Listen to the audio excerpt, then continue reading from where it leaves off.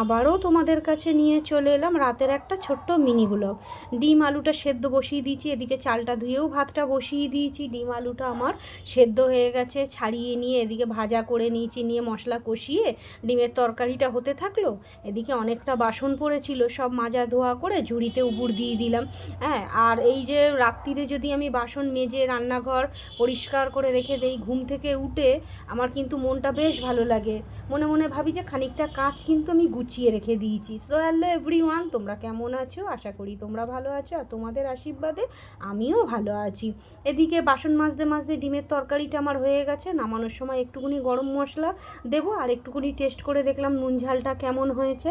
ডিমের তরকারিটা হয়ে গেছে, অমনি নাবিয়ে নিয়ে আর আমি রান্নাঘরটাকে পুরো পরিষ্কার করে নিলাম, গ্যাসটাও ধোয়া পোছা করে রেখে দিলাম।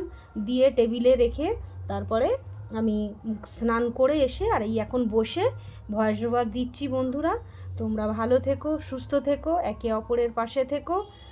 শুভরাত্রির শুভেচ্ছা পাঠালাম। টাটা।